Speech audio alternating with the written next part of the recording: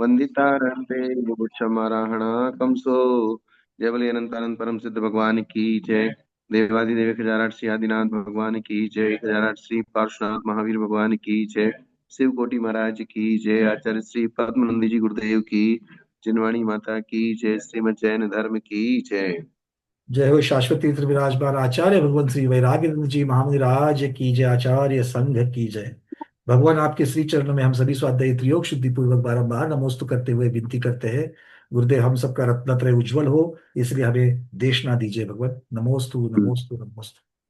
गुरुदेव एक अनुभव अनुभव कहने से एक थोड़ा सा आज जो ऐसे एक अनुभूति हुई हम्म। कि उस तरीके से मतलब एक शिष्य से गुरु का भी गौरव कैसे होता है शिष्य से, ये आज अनुभूति थोड़ा सा आज ये कर ली कि आज नमोकार तीर्थ पर तो जा नहीं पाए थे, किंतु जो पारस चैनल पर उनका जो यूट्यूब का जो वीडियो आया था वो देख रहा था, और उसमें मुझे बाकी आचार्यों के दर्शन करते करते पद्मानंदी महाराज के भी दर्शन हो गए और हम्म। कुत्तू सागर जी महाराज के भी दर्शन हो गए।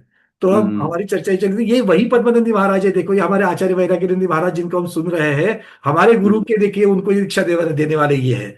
मतलब हम्म। गुरु के प्रति जो भक्ति थी, और वो हम्म। भक्ति के अनुसार आज पद्मानंदी महाराज की तरफ जब देखा जाता है तो और हम्म। भी एक अलग तरीके से विशेष भक्ति हो जाती है। और यही तो है कि शिष्य के द्वारा, शिष्य के जब गुण होते हैं तो शिष्य के गुण के द्वारा उसके गुरु की भी भक्ति हो जाती है। इसकी अनुभूति की तो मैं सोचा एक बार आप ये अनुभव भी मैं शेयर कर लूं कि इस प्रकार से ये होती है। दो चीज होती है। पिता के नाम से बेटे का नाम चले।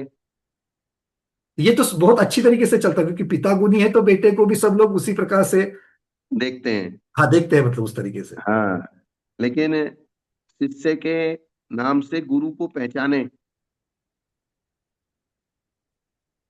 जब बोले इनके शिष्य ऐसे हैं तो इनके गुरु कैसे होंगे। जी बिल्कुल। ऐसी चीज होती है। एक सबसे पहले हमें पद्मानंदी महाराज जी को हमने पहले सुने थे, दर्शन तो मांगी तुंगी में हुए थे। और उसके पश्चात जब हम नांदगांव में शिविर कर रहे थे तो नांदगांव में गुरुदेव का मेरे ख्याल से चातुर्मास हुआ था उसके पहले। और हम्म। उस एरिया में तो हमें जो वहां के श्रावकों ने जो बताया कि हम्म। पद्मानंदी महाराज जी की खासियत ये थी, बोले आहार के समय हमें और कोई किसी को कोई दूसरा नियम नहीं देते थे।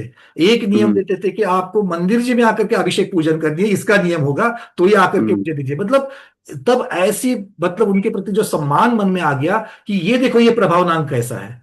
मतलब आहार देने के लिए नियम का त्याग कराना, कोई चीजों का त्याग कराना तो एक बात होती ही होती है, किंतु लोगों को मंदिर में लाना, हर रोज उनके आवश्यकों की पूर्ति करने का नियम देना, उसका महत्व समझाना, ये भी एक अलग से विरली बात होती है। और इसके लिए मुझे हमेशा पद्मानंदी महाराज आचार्य भगवान हमेशा याद रहेंगे ही रहेंगे। हम लोग जब सबसे पहले हस्तिनापुर में ज्ञानमती माता जी के यहाँ कुंतु सागर महाराज का संघ आया था सन 89 में। अच्छा। हस्तिनापुर में उस समय ज्ञानमती माता जी ही उस संघ को, वो संघ शिखर जी आया था कर्नाटक से। और शिखर जी से माता जी के यहाँ से विशेष आमंत्रण की वजह से वो हस्तिनापुर माता जी के यहाँ कम से कम 1 डेढ़ महीना रुके थे। अच्छा। कुंतु सागर जी महाराज का पूरा संघ था, कनक नंदी पद्म नंदी सारे साधु, कम से कम 35 40 साधु थे। तो उस समय हम लोग हस्तिनापुर के, हमारे पिताजी मतलब ट्रस्टी थे। अच्छा। ओके। हाँ। तो हमारे पिताजी हमेशा ही ज्ञानमती माता जी से, उनके संघ से हमेशा ही जुड़े हुए रहे हैं। उस समय जम्बू द्वीप का जब सबसे पहला पंच कल्याणक हुआ था सन 1984 में। हाँ 78 में तो बना और 84 में उसका पंचकल्याण हुआ। हाँ, तो उस पंच कल्याणक में हम थे, हम बहुत छोटे छोटे थे, हमको अभी भी याद है वो 1984 का पंच कल्याणक। तो उस समय हम लोगों ने प्रतिमा भी वहां भी विराजमान की थी। तब वहाँ जो साधु संघ आया था, पूरे साधु संघ कनक नंदी महाराज ये सब लोग, हम लोग वहां उस समय चौका लेके गए थे। ज्ञानमती माता जी की तरफ से आया था भाई संघ आ रहा है, आप सब लोगों को चौका लेने गए, चौका लेके आना है। तब हम लोग बहुत छोटे छोटे थे, चौका लेके उस समय विराग सागर जी महाराज अकेले, अकेले निर्णय सागर जी महाराज के इनके साथ एक शुल्लक थे और विराग सागर जी थे, सिर्फ दो ही थे। अच्छा। हाँ। और तो सुधर्म सागर जी महाराज और नंगमती माता जी ये थे। और कुंतु सागर महाराज का संघ था और ज्ञानमती माता जी का संघ था। और वहाँ जो क्लासे व्लासे चलती थी, अब हम तो छोटे छोटे थे, हम तो चौके में रहते थे सेवा करने के लिए। तो कहने का मतलब ये है कि हम लोगों ने बहुत शुरू से ही बहुत सारी चीजों को देखा है, सुना है, अनुभव किया है। और पद्मनंदी महाराज भले कोई कितना भी बदल गया हो, लेकिन पद्मनंदी महाराज हमारे शुरू से लेके आज तक वैसे के वैसे ही है। ना उन्होंने किसी चीज के बीच में घुसे, ना किसी चीज को अपनाया, ना किसी चीज को कुछ किया। सिर्फ आज भी वो वैसे ही सिंगल के सिंगल ही है। मतलब उनके आगे पीछे कुछ नहीं, जितने हैं बस उतने ही है। जी सही बात ये समझ रहा चीज हूँ है। मैं। हाँ, और सबसे शुरू में 1990 में हम संघ में आए, और 94 में पद्मनंदी जी महाराज ने हमको मालपुरा में दीक्षा दी। दीक्षा देने के बाद 94 से 98 तक 4 साल हम उनके साथ में रहे। और 4 साल में ही सुबह से शाम तक सिर्फ स्वाध्याय के अलावा और कुछ नहीं होता था। स्वाध्याय में भी धवला, जय धवला, जीवकांड, कर्मकांड मैंने बताया था, लब्धि सार, सपना सार, राजवार्तिक, सरवार सिद्धि, त्रिलोक सार, त्रिलोक पंडिती, मतलब ये जितने भी मेन मेन मूल ग्रंथ थे वो सब हमने उनके साथ में रह के पढ़ लिए थे 4 साल में। उसके बाद तो सिर्फ हम रिवीजन और अभ्यास करते रहे, वो अलग चीज थी। लेकिन उनका जो नेचर, स्वभाव शुरू से ही लेके, और ये बात हम लोगों ने, हमारे पिताजी भी मुनि थे, वो भी हाँ। कुंतु सागर महाराज ने उनको दीक्षा दी थी। जी। तो उस तो हमारे पिताजी और पद्मनंदी महाराज, उनकी बहुत अच्छी जमती थी, वो दोनों एक साथ ही बैठते थे। अच्छा। और इसीलिए हम पद्मनंदी महाराज के पास ही जुड़ गए। तो हमारे पिताजी और पद्मनंदी महाराज जब चर्चा चलती थी आपस में मिलके बैठ के, तो एक चर्चा चली थी कि बोले श्राव को, पहले जब हम हस्तिनापुर में थे तब वे, हम लोगों को उन्होंने बाजार की चीजों का त्याग कराया था, पद्मनंदी जी महाराज ने, सन 88 में। उस समय हमने बाजार की चीजों का त्याग किया था। 74 का हमारा जन्म था, 88, 14 74, साल 88 14 है। साल की उम्र में।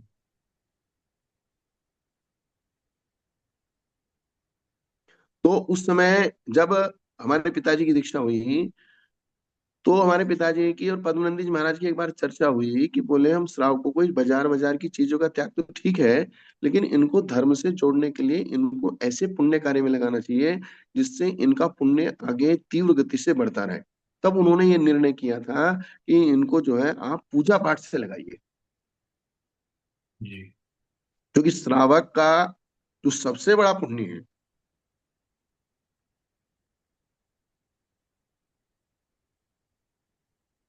वो पुण्य सिर्फ और सिर्फ भगवान की पूजा से हो सकता है।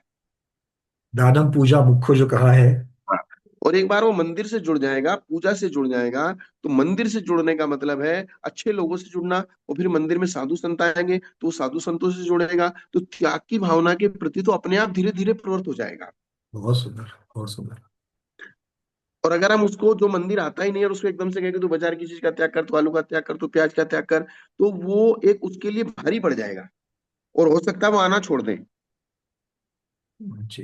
तो इसलिए आप उसको पहले सत्संगति, यानी कि भगवान की पूजा पाठ से, रोज मंदिर आएगा, अभिषेक करेगा, पूजा करेगा, पाठ करेगा, उसको कुछ त्याग मत कराइए।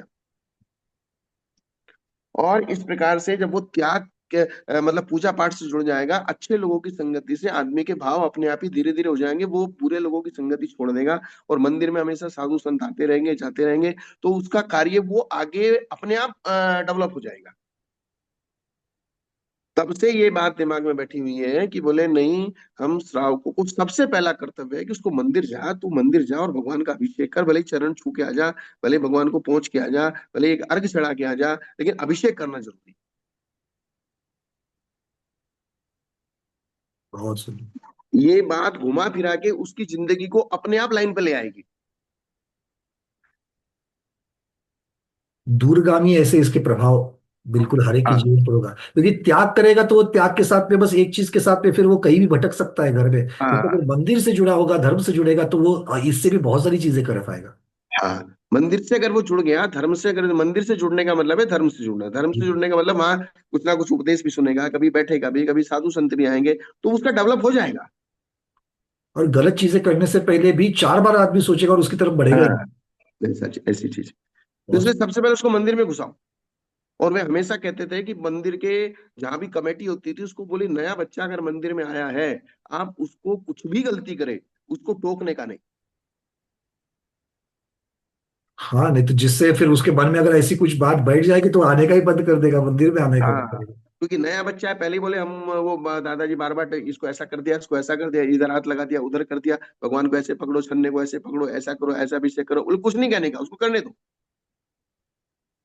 4 दिन करेगा, 4 दिन के बाद जब उसको आदत पड़ जाएगी, फिर आप उसको समझाओ कि नहीं बेटा ऐसा नहीं, ऐसा करते हैं, तो वो जुड़ेगा ही नहीं। तो फिर आपने पहले ही दिन उसको ऐसा डांट खिला दी कि वो दोबारा कभी जिंदगी में मंदिर का मुंह नहीं देखेगा। जी। तो ये इस तरीके की बहुत सारी चीजें होती हैं जो पुराने लोगों के, जब बड़े बुजुर्गों के अनुभव रहते हैं उनके। जय हो। तो ये चीज है। जय हो आचार्य भगवत श्री पद्मनंद जी महामुनि राज की जय। मंगलाचरण हो गया। हाँ हो गया बिल्कुल।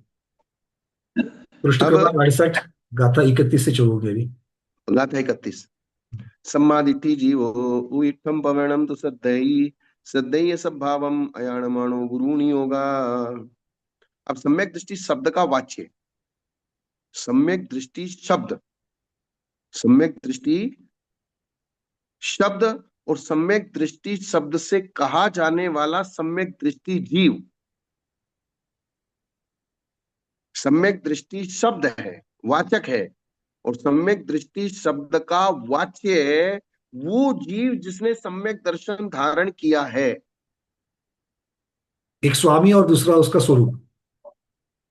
नहीं, सम्यक दृष्टि शब्द। तो सम्यक दृष्टि शब्द जो है वो तो सम्यक दृष्टि जीव, इस जिसने सम्यक दर्शन को धारण किया है उसी को सम्यक दृष्टि कहेंगे। तो ये शब्द का जो वाच्य होगा वो भी देखना पड़ेगा।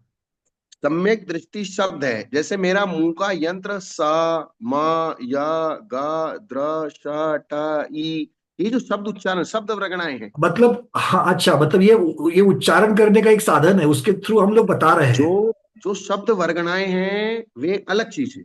जी। और जो सम्यक दर्शन को धारण करने वाला जीव है वो अलग चीज है।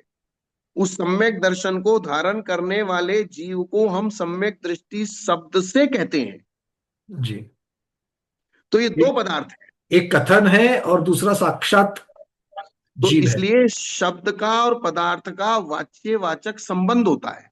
जी, वाच्य वाचक की अपेक्षा देते हैं, ठीक है। तो शब्द वाचक है और पदार्थ वाच्य है। तो जी। सम्यक दृष्टि जो शब्द है, इसका जो वाच्य है वो किस प्रकार का जीव होता है, इस प्रश्न का उत्तर दिया है इस गाथा में। बात समझ में आई क्या? जी जी जी बिल्कुल। बस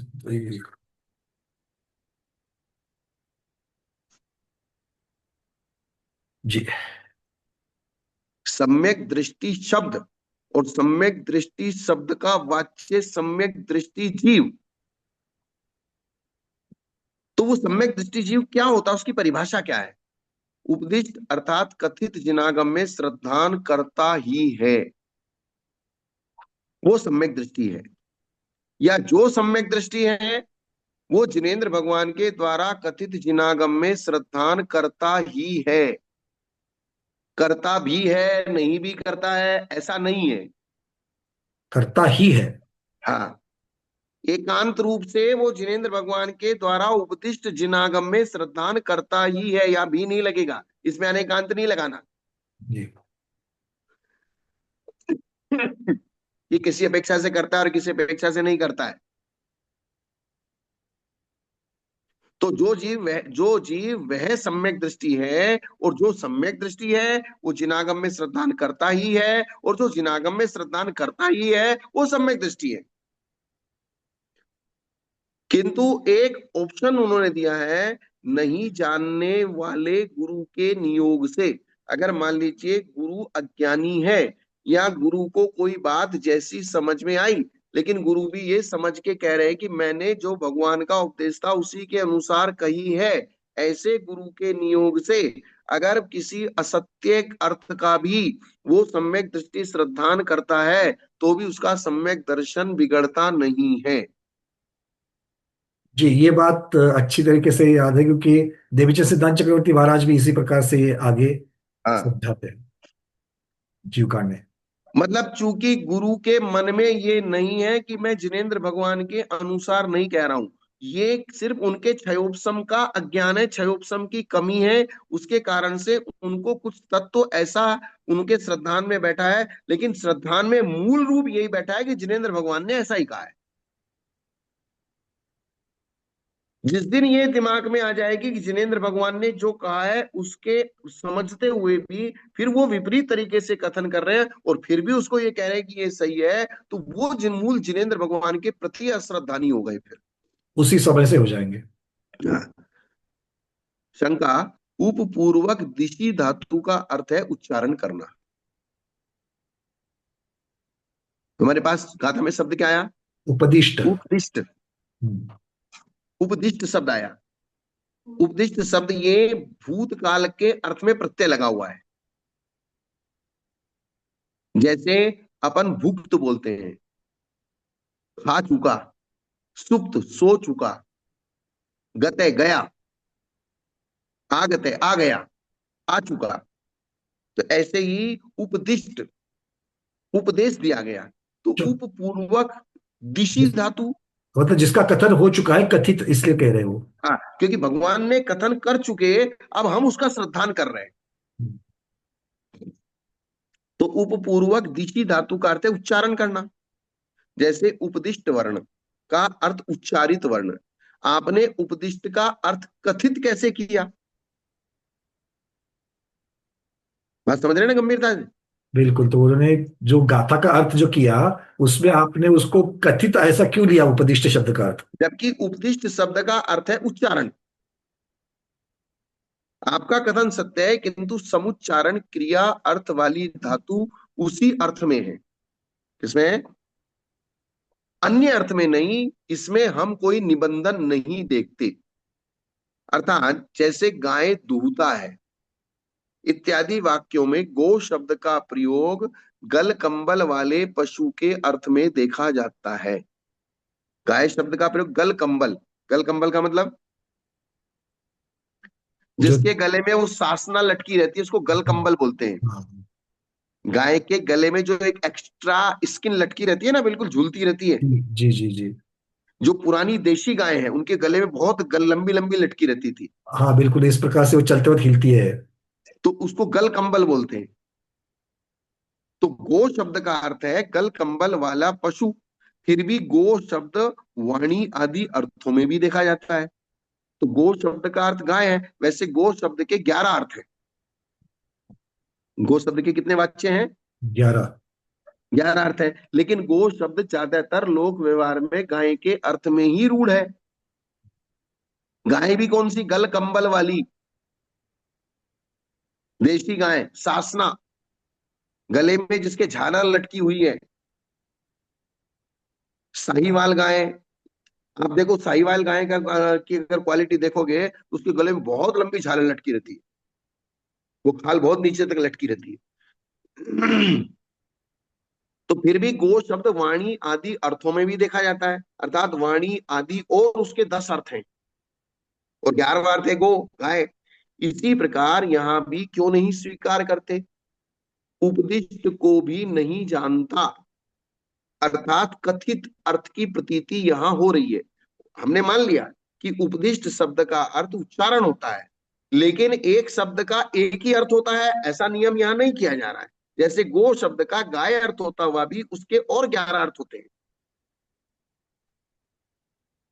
तो ऐसे उपदिष्ट शब्द का यहाँ अर्थ लिया है, कथित अर्थ की प्रतीति होती है, उसे कैसे छोड़ा जा सकता है? शब्द का अर्थ उसके प्रयोग से जाना जाता है। ये सबसे बड़ा गंभीर वाक्य है ये।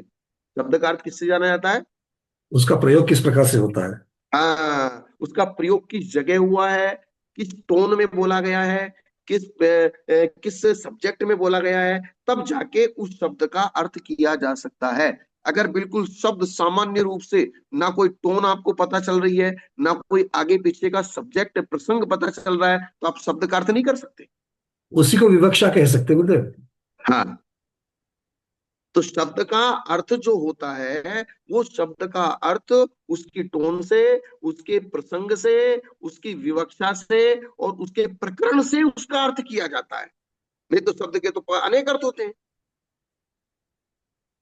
तो यहाँ उपदिष्ट शब्द का अर्थ कथन किया गया है, अर्थात जो उपदेश दिया गया है। अब जिसके द्वारा अथवा जिसमें जीवादि पदार्थ कहे गए हैं वो प्रवचन है। जिसके द्वारा, जिसमें जीवादि पदार्थ कहे जाते हैं, उसको क्या कहते हैं? वो प्रवचन। प्रवचन। प्रकृष्ट वचन है जिसके, वो प्रवचन। वचन शब्द है और प्र इसमें उपसर्ग है। जी। तो प्रकृष्ट वचन, अर्थात प्रकृष्ट वचन किसके होते हैं? जिनके होते हैं। और जिनने जो कहा है वो आगम है, तो जिनके द्वारा कहा आगम, जिन आगम। तो प्रवचन कहो क्या जिनागम कहो, एक ही है। तो हम लोगों का प्रवचन नहीं होता, आप लोगों का प्रवचन नहीं होता, हम लोग तो प्रवचन सम है। प्रवचन सम भी गणधरों का होता है, हम तो सम से भी बहुत दूर है। व्याख्यान कह सकते हैं। हम तो एक सादी, बहुत सादी भाषा में किसी को हित की शिक्षा दे रहे हैं, बस इतनी सी बात है। बस बस गुरुदेव इस प्रकार से साधु के बारे में कह सकते हैं कि चूंकि वो अनंत भगवान के ही वचन बता रहे हैं, अपने बन के नहीं बता रहे, इस अपेक्षा से वो प्रवचन है। हाँ, तो उपचार से। उपचार से। मूल प्रवचन तो अरिहंत भगवान के हैं। विषय की अपेक्षा, ना कि हाँ। उसके व्याख्याता की अपेक्षा। हाँ। तो प्रवचन में प्र का अर्थ है प्रकृष्ट। प्रत्यक्ष और अनुमान प्रमाण से अविरुद्ध और वस्तु के यथार्थ स्वरूप का अनुसारी होना वचन की प्रकृष्टता है। आपके वचन प्रकृष्ट कब कहलाएंगे? अर्थात आपने किसी भी पदार्थ को प्रत्यक्ष से जाना है, प्रमाण से जाना है, उसकी सारी विवक्षाओं को जाना है, फिर जब आप बोलोगे तब आपके वचनों में विशेषता आएगी। और आपने जाना नहीं है और फिर आप बोलोगे तो वचन स्खलित होंगे। आपको ही कॉन्फिडेंस नहीं रहेगा कि मैं क्या बोल रहा हूं। इसलिए फिर वो वचन प्रकृष्ट पने को प्राप्त नहीं होंगे, उत्कृष्ट पने को प्राप्त नहीं होंगे। उसकी प्रमाणता भी नहीं रहेगी। उसकी प्रमाणता भी नहीं रहेगी, क्योंकि आपने अभी उसके बारे में पूरा अच्छी तरीके से जाना नहीं है, निर्णय नहीं किया है। तो जब आप बोलना चालू करोगे तो आप खुद ही हकलाने लगोगे, पता नहीं मैं सही बोल रहा हूं या नहीं बोल रहा हूं। वचन स्खलित होने लगेंगे। इसलिए उन्होंने कहा प्रकृष्ट वचन, वचनों में प्रकृष्टता कैसे आएगी? जब केवल ज्ञानी ने उस सब्जेक्ट को प्रत्यक्ष से जाना है और यथार्थ स्वरूप को जाना है, और प्रत्यक्ष से उन्होंने जाना है, और अनुमान प्रमाण से भी वो अविरुद्ध है।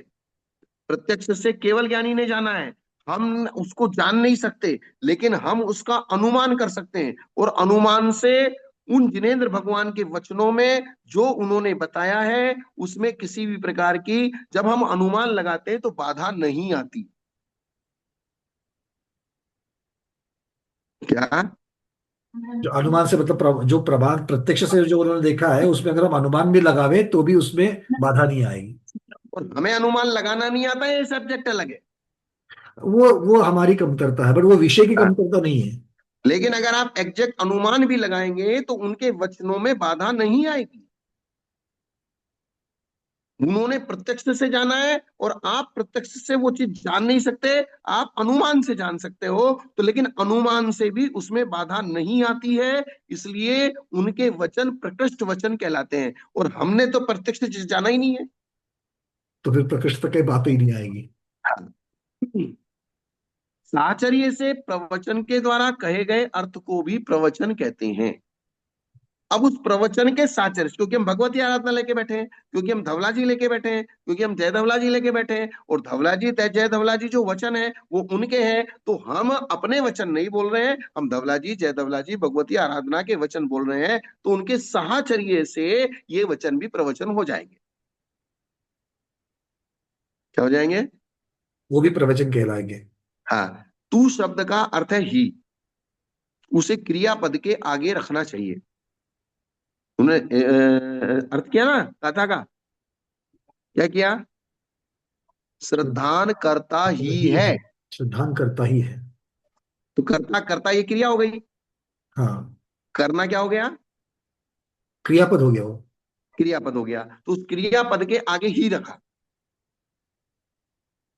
अतः जो व्याख्यात, अर्थात व्याख्यान किया गया, व्याख्यात का मतलब विषय उसका सब्जेक्ट जो किया गया है, जिसके बारे में जो बताया गया व्याख्यान किया जा चुका, है, वो ऐसा व्याख्या। जैनागम, उस जैनागम के अर्थ का श्रद्धान करता ही है।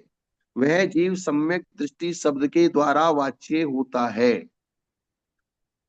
अर्थात सम्यक दृष्टि जो एक पौद्गलिक वर्गणाएं हैं, पौद्गलिक शब्द हैं, आपके मुख से निकला हुआ सद्दो बंदो सुवम हो थूलो संतान भेद तम छाया, जो पुद्गल की 10 प्रकार की पर्याय है, तो सम्यक दृष्टि शब्द भी एक पुद्गल की पर्याय है। सम्यक दृष्टि शब्द क्या है? वो भी पुद्गल पौद्गलिक ही है वो। एक पुद्गल की पर्याय है। उस पुद्गल की पर्याय रूप शब्द के द्वारा जिस वाच्य को कहा गया है, वो वाच्य जिनेन्द्र भगवान के द्वारा उपदिष्ट आगम का श्रद्धान करता ही है, ये कहा जा रहा है यहाँ। गुरु अर्थात व्याख्याता के नियोग से। दूसरी बात क्या कही गई? गुरु, व्याख्याता का मतलब गुरु, जो व्याख्यान करने वाला। जैसे मैं आपको व्याख्यान कर रहा हूं, अब मेरा मकसद ये नहीं है कि मैं जिनेन्द्र भगवान के विपरीत बोलूं, ये आपको मेरी पहचान कर लेना है, परीक्षा कर लेना है कि जिनेन्द्र भगवान के आगम के विपरीत बोलने का इनका स्वभाव है या नहीं है। ये पहचान करना, परीक्षा करना अत्यंत जरूरी है। बाकी आप कोई परीक्षा करो चाहे ना करो, एक बार चारित्र संबंधी परीक्षा करो ना करो, उससे उससे फर्क नहीं पड़ता। लेकिन व्यक्ति, जिस सामने वाले व्यक्ति से हम हितोपदेश ले रहे हैं, वो आगम को छोड़ के तो नहीं बोलता, ये परीक्षा करना जरूरी है।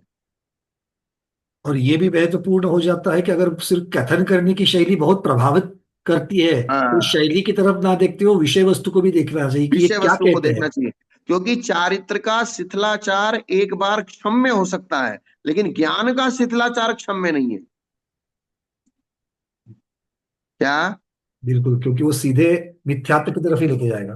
हाँ, चारित्र का शिथिलाचार मेरे लिए ही नुकसानदायक है, वो आपके, आप एक्सेप्ट करो चाहे ना करो। वो दूसरा उससे प्रभावित नहीं होगा।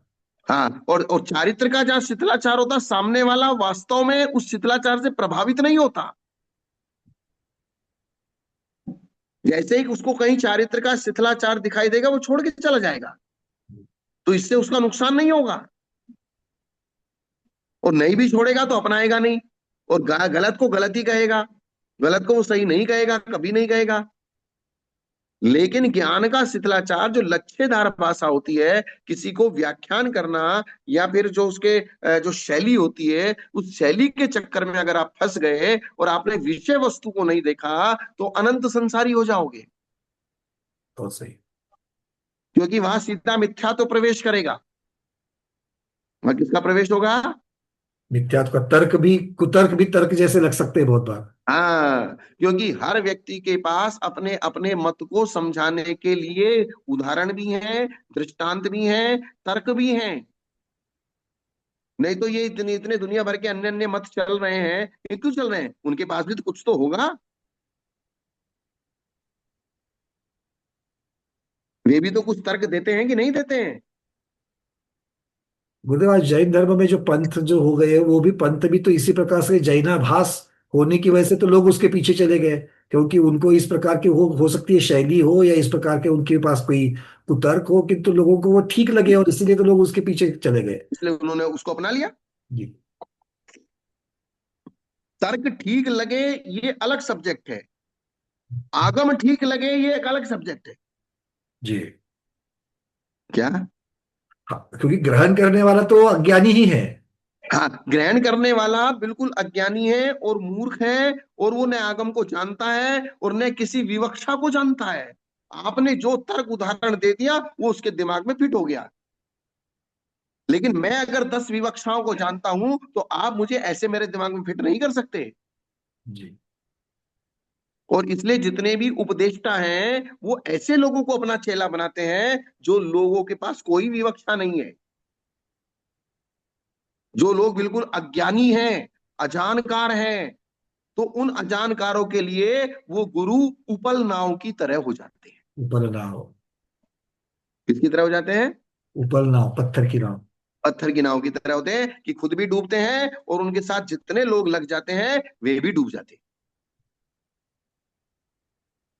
ये व्यवस्था चलती है। और चूंकि अनादिकाल से मिथ्यात्व का प्रभाव तीव्र रहता है, इसलिए उसको कोई रोक नहीं सकता, मिथ्यात्व का प्रवाह ही ऐसा है।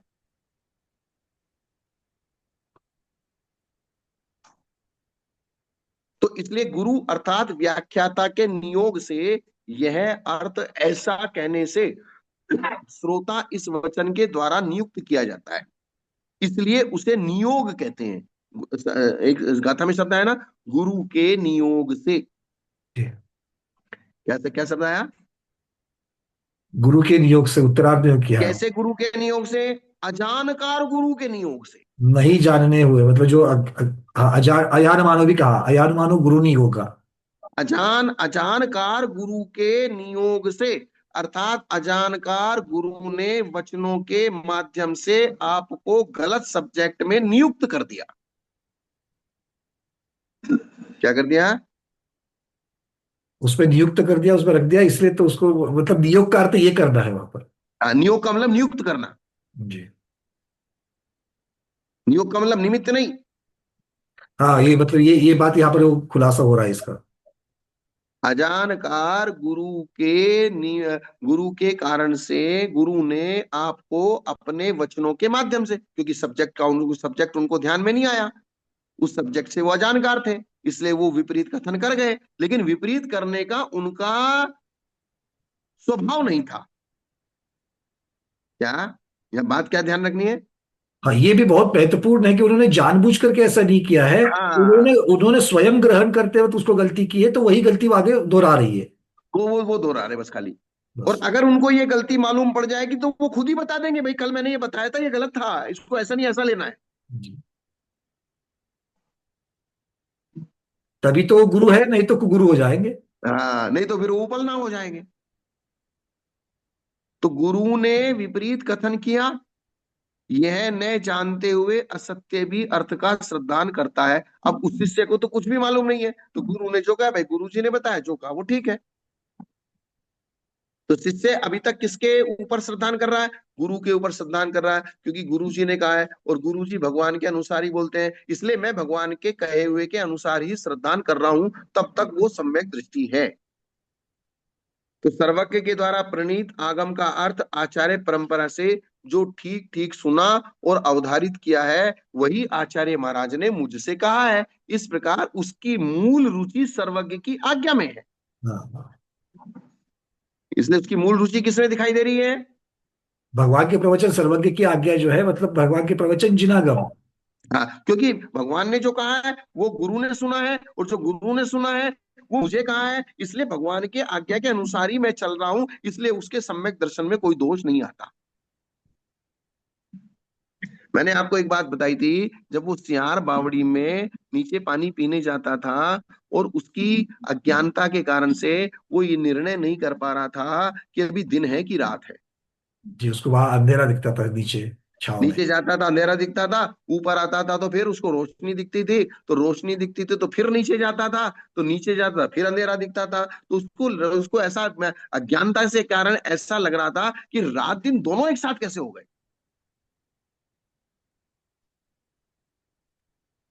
और ये अज्ञानता के कारण निर्णय नहीं कर पाया, जी। और निर्णय नहीं कर पाया तो जो निर्णय था कि रात को पानी नहीं पीना, और रात का मतलब होता है उसकी दृष्टि में अंधेरा। रात का मतलब क्या था उसकी दृष्टि में? अंधेरा, तो इसलिए अंधेरे में भी पानी नहीं दिया उसने। तो अगर वो अंधेरे में पानी पी लेता तो उसके दिमाग में ये रहता, मैंने रात को पानी पी लिया, तो उसके परिणामों की अशुद्धि हो जाती। किसकी अशुद्धि हो जाती? परिणाम, पर बहुत सुंदर उदाहरण है गुरुदेव, देखिए यहाँ पर, मतलब हम हाँ, सब लोगों को भी यहाँ, हमें तो यहाँ देखना पड़ेगा कि जब संशय होता है, मतलब अगर कोई निर्णय नहीं कर पा रहे, तो भी हमें गुरु ने जो त्याग दिया है उस त्याग के साथ रहना है, ना कि छूट करनी है। बस। ये बहुत महत्वपूर्ण है यहाँ पर। जैसे मूलाचार जी में साधु जब भोजन करने के लिए जाता है, और अगर उस भोजन की थाली में किसी कटोरी में किसी अशुद्ध चीज का उसका संकल्प हो जाता है, तो वो चीज शुद्ध होते हुए भी अशुद्ध हो गई, जी, जी, जी। क्योंकि परिणाम आपके अशुद्ध हो गए। कोई चीज आपकी थाली में कटोरी में ऐसी दिख रही है, या तो आपको जैसा ऐसा लग रहा है कि भाई ये नॉन वेज है, या ऐसा कुछ लग रहा है कि ये कोई खराब चीज है, या ऐसा आपको संशय होगा कि ये शुद्ध है कि अशुद्ध है, ऐसा आपको संशय हो रहा है, या इसी प्रकार से अगर कोई चीज ऐसी दिख रही है और फिर भी आप उसको खा लेते हो, तो बोले आपको खाना नहीं। आपने वस्तु शुद्ध होते हुए भी परिणामों से उसको अशुद्ध कर दिया। और कभी साधु के खाने में अशुद्ध चीज आ जाती है, ना तो श्रावक का अशुद्ध देने का भाव था, और न आपको था ये श्रावक ने मन शुद्धि वचन शुद्धि काया शुद्धि बोले और उन्होंने ले लिया, तो अशुद्ध परिणामों से आपकी अशुद्धि अशुद्धि नहीं हुई, तो अशुद्ध चीज खाने पर भी आपके ऊपर असर नहीं होता है।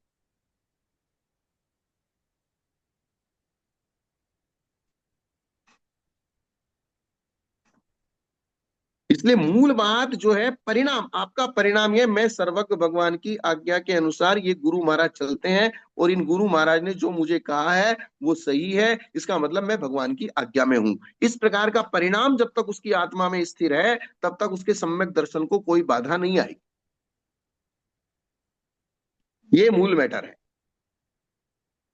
और अगर उसके परिणामों में ये हो गया कि भगवान, यार भगवान तो कहते रहते हैं, उन्होंने ऐसा कहा ऐसा कहा, हमको तो भगवान की बात में कुछ सार लगता नहीं है, ये क्या कह रहे हैं, ऐसा कह रहे हैं वैसा कह रहे हैं, अब ठीक है जो भी है। तो ऐसा करके अगर आपने भगवान की बात को उड़ा दिया, तो फिर मुश्किल हो जाएगी। बात समझ में आ रही ना? जी जी जी। इसलिए मैं थोड़ा सा इसको गंभीरता से ले रहा हूँ, इसमें थोड़ा सा सारा चीज का खुलासा हो जाए। नहीं, दो तीन चीजें अच्छी आई इसमें। एक तो हमेशा के जैसे वो वाच्य वाचक की अपेक्षा नित्य शब्द, सम्यक दृष्टि शब्द और जीव, इनकी चर्चा करते करते और आगे नियोग शब्द का अर्थ कैसे लिया है। और फिर उसमें से भी और एक अच्छी बात उसमें से दिख रही कि भाई वो श्रद्धान तो कर रहा है, बट वो गुरु के साथ, गुरु के ऊपर श्रद्धान कर रहा है। ये अब तक जो सोचते थे वो गुरु के द्वारा जिनागम पर ही श्रद्धान कर रहा है, ये भी बात यहाँ पर उजागर हो रही है। तो ये भी महत्वपूर्ण है। गुरुदेव शायद आपके यहाँ नेटवर्क।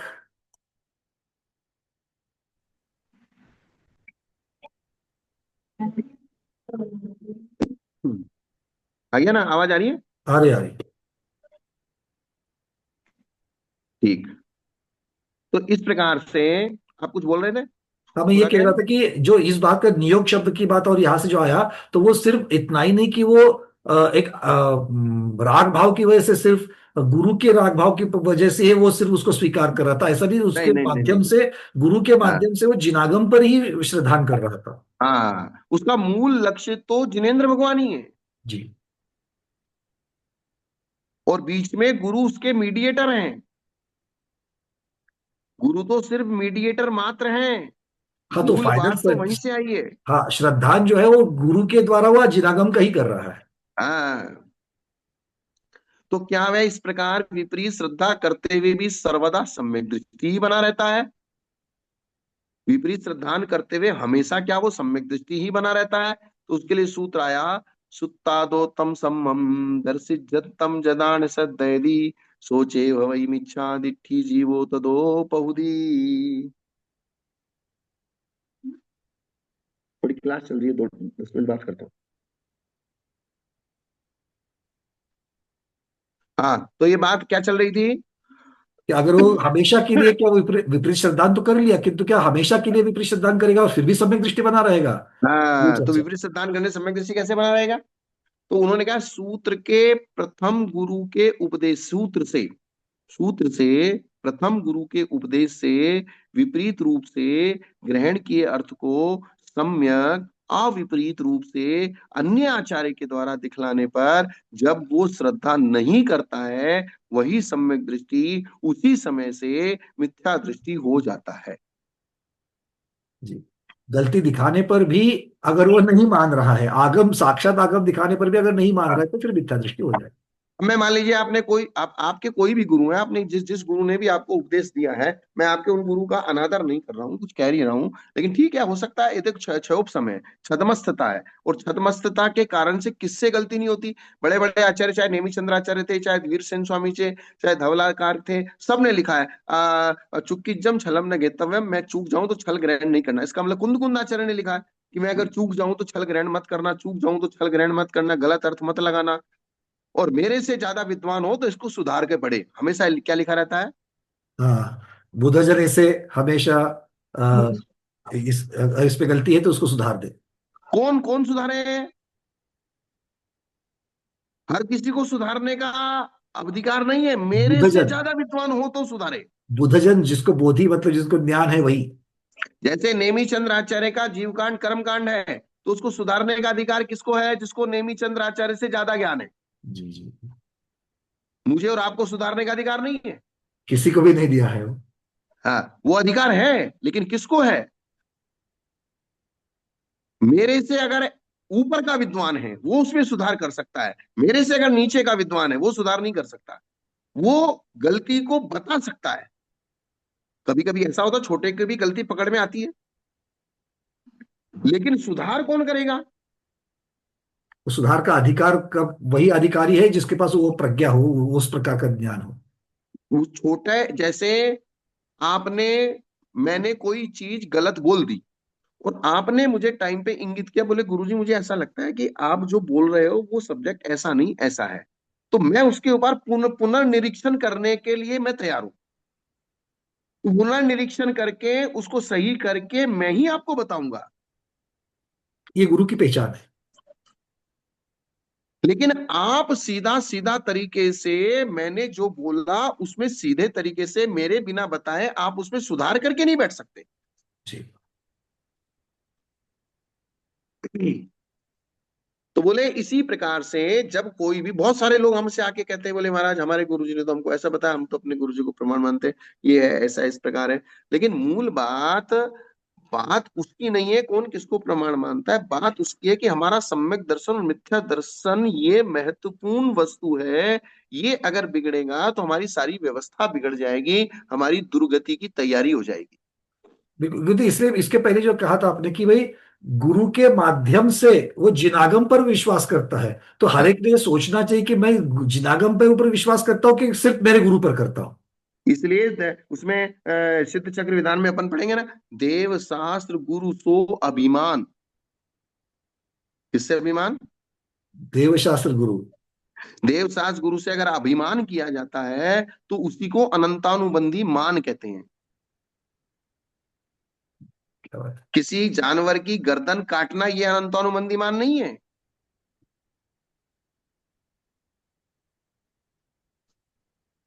किसी के लिए, देव शास्त्र गुरु के लिए, यानी कि अभिमान का मतलब क्या हुआ? मैंने आपको शास्त्र दिखाया और फिर भी आपने शास्त्र नहीं माना, तो आपने किससे अभिमान किया?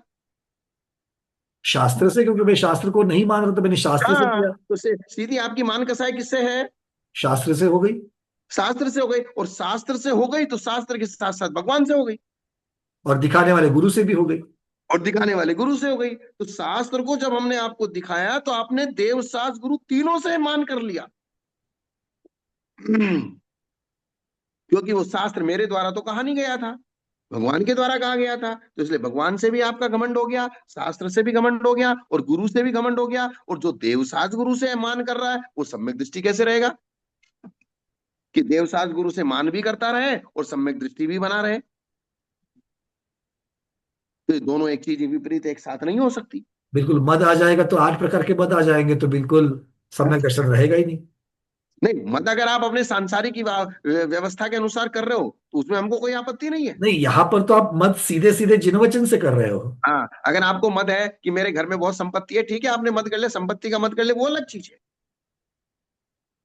लेकिन आप जहाँ सीधे सीधे देवशास्त्र गुरु से क्रोध, देवशास्त्र गुरु से मान, देवशास्त्र गुरु से मायाचारी, और देवशास्त्र गुरु के द्रव्य का लोभ, ये अनंतानुबंधी का आप कह रहे हो, ये सीधे चारों अनंतानुबंधी। अनंतानुबंधी कषाय है।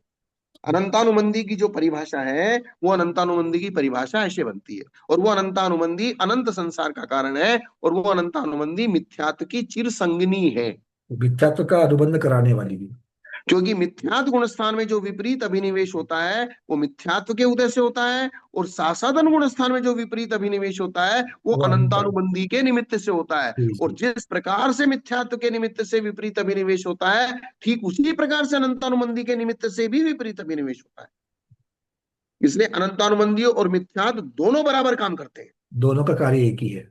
हाँ, क्योंकि दूसरे गुण स्थान में मिथ्यात्व तो होता नहीं, जी। तो दूसरे गुण स्थान में अनंतानु, क्योंकि पहले गुण स्थान और दूसरे गुण स्थान दोनों को ही मिथ्यात्व कहा है, दोनों को ही विपरीत श्रद्धान करने वाला कहा गया है।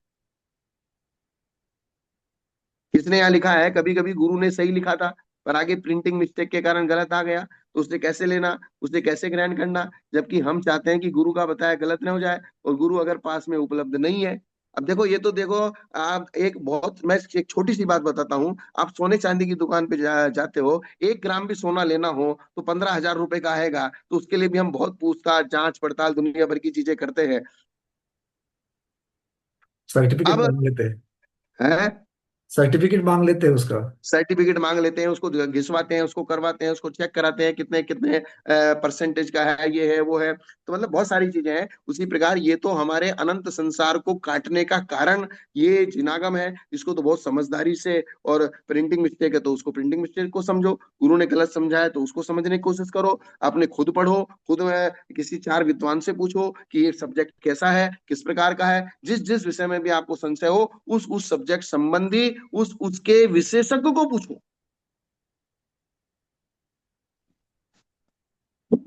जब तक आप पुरुषार्थ नहीं करेंगे तो आपको सही मैटर आपके हाथ में नहीं आएगा। उधार ज्ञान से, उधार बुद्धि से जिंदगी नहीं चलने वाली। थोड़ा खुद का भी मेहनत करना पड़ेगा। मैंने बता दिया, पंकज जी ने मेहनत की, उन्होंने बता दिया, मैंने मेहनत की, मैंने आपको बता दिया। लेकिन आपको खुद भी, जब हमने बता दिया, पंकज जी ने बता दिया, तो खुद भी किताब लेके खंगाल, पन्ने खंगालने पड़ेंगे, मेहनत करनी पड़ेगी। हाँ, उसको सही करके हम आगे बढ़ सकते, कोई दिक्कत नहीं। तो करना ही सही चाहिए करने का इसमें। निर्णय तो बहुत लंबा है ना। सही, अभी अभी हम जो हम्म। है सिर्फ प्रोसेस में हैं, हम प्रोसेस में ही रहे, अभी निर्णय करने की स्थिति में ना पहुंचे। निर्णय तो हम सिर्फ उन चीजों का करें जो जिंदगी के लिए बहुत जरूरी चीजें हैं। अभी निर्णय किन चीजों का करें? जो हम तक है वो नहीं कर सकते हैं। और तत्व ज्ञान में अगर कोई भूल हो रही है तो अगर हमारी समझ में आ रही है तो समझ लें, और नहीं समझ में आ रही है तो जो भगवान ने कहा वो सही है। हर बात के पीछे एक वाक्य छोड़ते जाएं।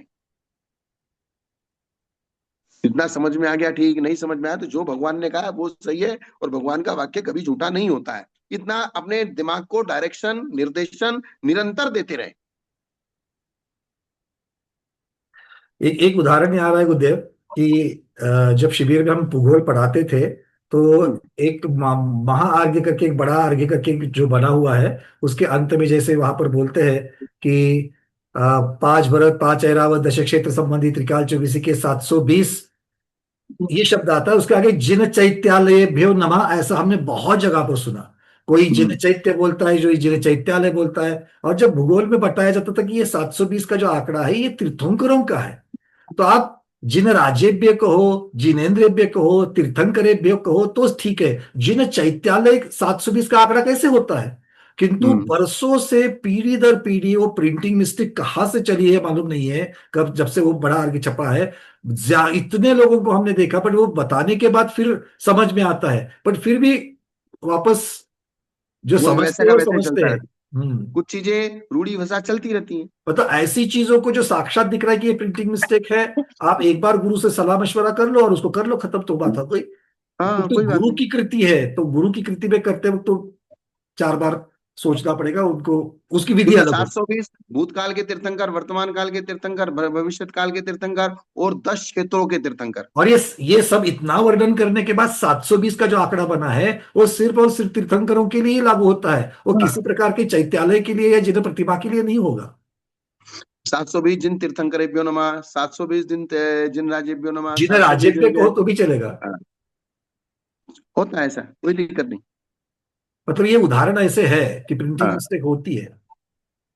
चलिए आगे। वो क्या रहे, तो इस प्रकार सूत्र के प्रथम गुरु के निर्देश से विपरीत अर्थ का श्रद्धान करने वाले उस सम्यक दृष्टि को जब कोई दूसरे आचार्य, गणधर आदि के द्वारा रचे गए आगम प्रमाण का आश्रय लेकर यथार्थ अर्थ बतलावे, और वह उस पर श्रद्धा न करके अपने विपरीत अर्थ को ही ठीक समझता रहे, बोले मैंने तो जन्मजात से ऐसा ही देखा है, मैं तो ऐसा ही करूंगा। तुमने तो कभी बचपन से ऐसा देखा ही नहीं है। अरे तुमने देखा क्या है? गुरुदेव ऐसा कहने से तो फिर जिन वचन के ऊपर नहीं, तो फिर आपका परंपरा के ऊपर विश्वास हो गया, जिन धर्म और की जिनागम के इसीलिए ऊपर कहाँ हो गया? इसलिए कोई कोई लोग जब ये कह देते हैं ना, हमको बड़ा दर्द होता है। जैसे कोई भी चर्चा होती है, चाहे कांजी पंथ की चर्चा हो, चाहे तेरह पंथ की चर्चा हो, चाहे 20 पंथ की चर्चा हो, चाहे श्वेतांबर की चर्चा हो, जब आपस में सब मिलके बैठ के किसी चीज की समीक्षात्मक अध्ययन करते हैं तो बोले ये तो विवाद है। अरे विवाद नहीं है। बोले हम विवाद में नहीं पढ़ते, हम पक्षपात झंझट में नहीं पढ़ते। तो झंझट में नहीं पढ़ते तो आपके लिए पास सम्यक ज्ञान आएगा कैसे? उसका निर्णय तो करो। बिल्कुल बिल्कुल बिल्कुल। आगम कोई विवाद की चीज नहीं है, आगम तो विवाद को खत्म करने वाली चीज है, ये विवाद थोड़ी है। आप समझो कि क्या सही है। भगवान महावीर ने तो ना 13 पंथ का, ना 20 पंथ का, ना कांजी पंथ का, ना दिगंबर पंथ का, श्वेतंबर पंथ का, ना ये कहा। भगवान महावीर ने तो तत्व ज्ञान की प्ररूपणा की है। जो सही है उसको कहा गया है। तो फिर हम इतने सारे मतांतर मत वाले कैसे हो गए? इसका मतलब हम लोगों ने गड़बड़ की है, महावीर भगवान ने गड़बड़ नहीं की है। बात वही आएगी घूम फिर करके, हम ग्रहण करते हैं और हम गलती कर रहे हैं। हम गलती कर रहे हैं। हम वस्तु में भगवान को गलती गलत गलत नहीं कह रहे है। हैं, और हमने गलती करके किसी चीज को गलत ग्रहण कर लिया, और आज हम अपनी मान कषाय में आकर उस गलत को छोड़ना नहीं चाहते, बस, तो इसका मतलब हम देवसाज गुरु से मान कर रहे हैं। सीधी सीधी सी गणित है। बिल्कुल ठीक, बिल्कुल बढ़िया। हम यहाँ ना कोई पक्षपात कह रहे हैं, ना कोई हम ये कह रहे हैं कि तुम 13 पंथ अपनाओ। किसी को ये नहीं कह रहे कि तुम 20 पंथ अपनाओ। हम किसी को ये नहीं कह रहे कि तुम कांची पंथ अपनाओ। हम लोग 13 पंथ, 20 पंथ और कांची पंथ से लेना देना क्या है? हम तो ये जानने की कोशिश करें कि आगम क्या कह रहा है। गुरुदेव, ये मान यहां तक बढ़ गया है कि साक्षात महावीर भगवान अगर किसी दिन आ जाए तो उनसे भी प्रश्न किया जाएगा, उनको भी तर्क दिए जाएंगे। ये यहां तक का ये मान बढ़ा हुआ है ये। हम्म। और मान लीजिए आज मैं हूं, और मैं मेरे शिष्य को 50 साल से जिस परंपरा में ढालता हुआ ला जा रहा हूं, और आज 50 साल के बाद मुझे ऐसा लग रहा है यार कि मैं ये गलत कर रहा हूं, तो मैं 50 साल के बाद अब उस शिष्य को वापस लौटाऊं कि मैं भाई तेरे को 50 साल से जिस बात को बताता आ रहा हूं वो बात गलत है, अब थोड़ा वापस मुड़ता। तो वो शिष्य आगे मेरे माथे डंडा लेके आएगा कि उन्होंने 50 साल से मेरी जिंदगी खराब कर दी। और सोचिए, इस अब यहाँ पर तो एक शिष्य की बात नहीं, शिष्य के साथ साथ समाज की बात है। तो फिर तो समाज की बात देखिए है। बोले बोले आज तक आप हमको गलत उपदेश करते रहे, और आज कह रहे हो कि ये गलत है, सही है। अब वो मान कषाय ऐसी होती है आदमी की कि वो नहीं, बस वो अब कैसे स्वीकार करें? संस्कृत व्याकरण जब हम पढ़ते हैं तो व्याकरण में बहुत सारे सूत्र जो हैं सिद्ध नहीं होते, और बहुत सारे शब्द सिद्ध नहीं होते। तो उसमें एक उदाहरण दिया गया है कि बोले जब कोई संस्कृत व्याकरणाचार्य पढ़ाने के लिए बैठे थे तो उनके मुंह से कुछ शब्द गलत निकल गया। तो हाँ। उन्होंने उस गलत शब्द को सिद्ध करने के लिए सूत्र बना दिया अलग से। ये अब बोले ये अपवाद सूत्र है। आप समझ रहे हैं ना बात को? जी, मतलब अपवाद किससे बना दिया ये सोच रहा हूँ कि। बोले ये अपवाद सूत्र है, ये शब्द ऐसे, ये शब्द निपात से सिद्ध हुआ है। अर्थात इसमें कोई व्याकरण का नियम नहीं लगता, जिसमें कोई व्याकरण का नियम नहीं लगता वो निपात से। तो निपात का मतलब क्या है? जो बड़े लोगों के मुंह से निकल गया सो ठीक।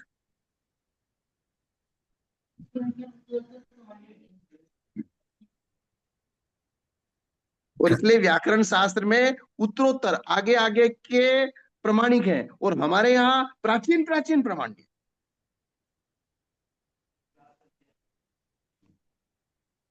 तो मतलब कहने का मतलब ये है, सबसे महत्वपूर्ण चीज अगर कोई है तो वो सम्यक दर्शन की शुरुआत है। सम्यक दर्शन को अगर आपने पकड़ लिया, उसकी व्यवस्था को समझ लिया, क्योंकि अनादि, और मैंने आपको एक चीज बताई थी कि जितनी भी सारी तीन लोक में व्यवस्था है, आपके बनाने से बनती नहीं है, आपके बिगाड़ने से बिगड़ती नहीं है। ये सब कोई व्यवस्थाओं का कोई दुरुपयोग कर नहीं सकता। ये सिर्फ आप अपनी बुद्धि को संभाल लीजिए, बाकी कर कुछ नहीं करना है। संभालना किसको है? अपनी बुद्धि को ही संभालना है। हाँ। तीन लोक में जितने भी अकृत्रिम चैत्यालय हैं, नंदीश्वर दीप आदि में जितने भी चैत्यालय हैं, पूजा पाठ की व्यवस्था वहां से चलती है, तुम्हारे मंदिर से नहीं चलती है। क्या? तुम्हें अपना मंदिर व्यवस्थित करना है, ना ही कि नंदीश्वर दीप को व्यवस्थित करना है।